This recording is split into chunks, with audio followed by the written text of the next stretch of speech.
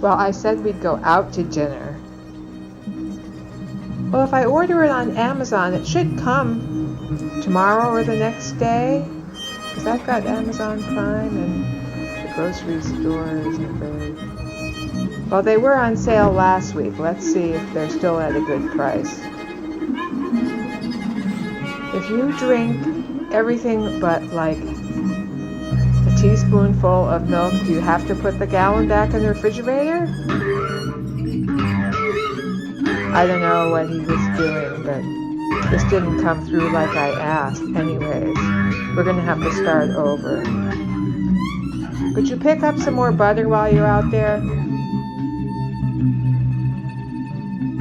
The laundry needs to be separated, the lights and the darks, so they don't bleed. I don't know where you find the time. I'm just so busy all the time. Did you know that Massachusetts has 386 species of native bees? And also in our state we have 100 species of butterflies.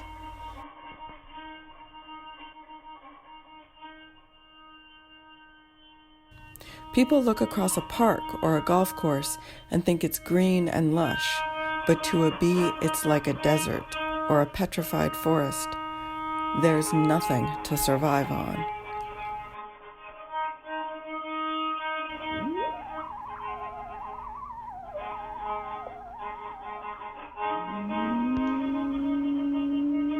We were talking a little bit about communication in the hive, and there's different dances that the bees will do. So when they come back in, they do things like the waggle dance. And a waggle dance is where they will come in and they will waggle. And so what happens is the bees will come in that have been out in the fields, and they'll let other bees know where they should go. Bees will come in from being out in the field, and they'll make this little circle dance. So they'll come in and they'll do a little circle dance, and then they'll point in the direction that they want to go. And that will tell the other bees how far and in what direction to go. So they base this on the sun, and the bees just know from where they are, where they should go, and what direction. Edith Cunha's poem, Navigation. Starting at daybreak, head into the sun, staying left, always left. Pass between the honey locust trees, but don't dally here.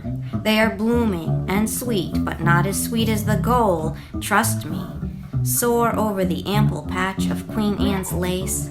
Arc slightly right where the dandelions grow, in a thick patch along the snaky stream. Do not cross the stream. Keep going, keeping its right margin always to the left. When the stream bears sharply left, go beeline over Indian paintbrush, over corn poppy, over field strawberry. Let not these be a distraction. Beeline, beeline, until ahead you catch the fragrance, the sweet light wafting, and soon you will be there at the linden frothing with bloom enough for a whole colony. The bee's blood is colorless. Many apiarists contend that newly settled countries are most favorable to the bee, and an old German adage runs thus: bells, ding-dong, and choral song deter the bee from industry, but hoot of owl and wolf's long howl incite to moil and steady toil. The length of the tongue of the honeybee is of great importance to beekeepers. Some flowers, such as the red clover, have a corolla so deep that few bees are able to gather the honey produced in them. Therefore, one of the chief aims of progressive beekeepers should be to raise bees with longer tongues. Wild bumblebees have been caught carrying pollen loads in excess of half their body weight.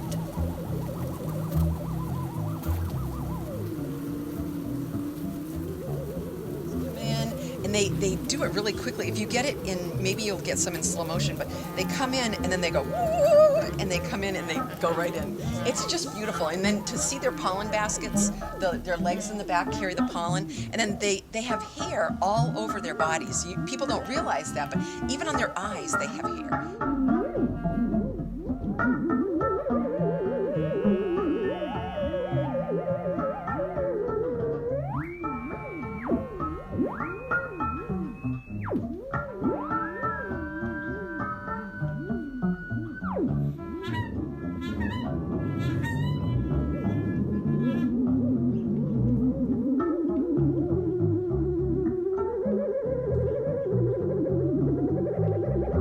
Up. See her. Why is she called the queen?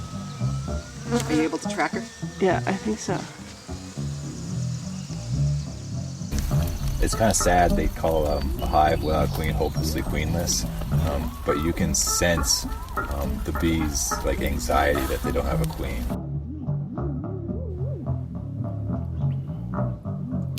Nick Flynn, queen. Net, suit, and smoking cup, you reek fear.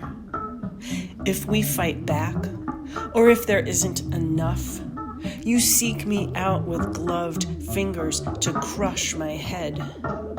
When we sting, you scream. We know why you carry our white boxes to the edge of the alfalfa, to the figs and raspberries. You take our honey because we let you. We pollinate the fields because we are the fields.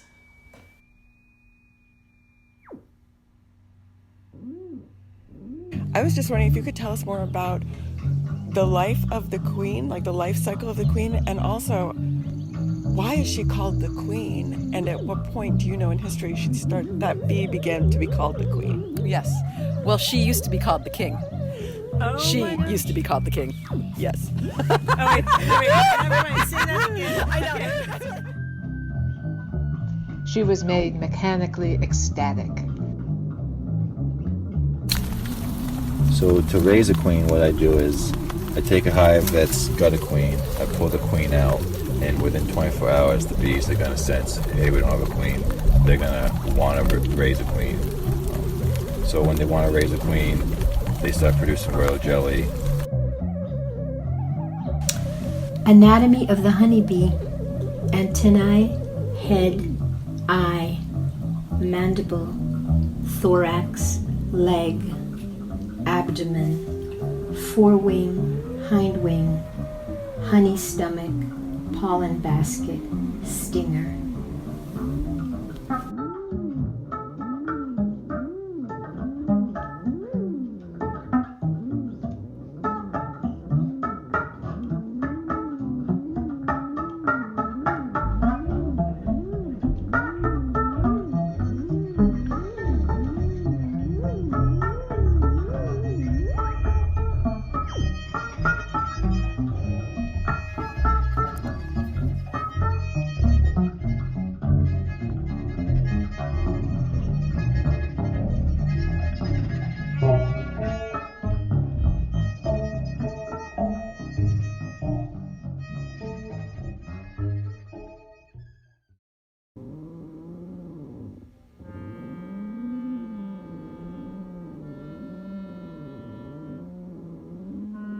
I Tell the Bees by Joe Shapcott. He left for good in the early hours with just one book, held tight in his left hand, the Cyclopedia of everything pertaining to the care of the honeybee, bees, hives, honey, implements, honey plants, etc. And I begrudged him every single etc., every honey strainer and cucumber blossom, every bee wing and flown year and dead eye. I went outside when the sun rose, whistling to call out them as I walked towards the hive. I pressed my cheek against the wood, opened my synapses to bee hum. I could smell bee hum. "It's over, honeys," I whispered, "and now you're mine."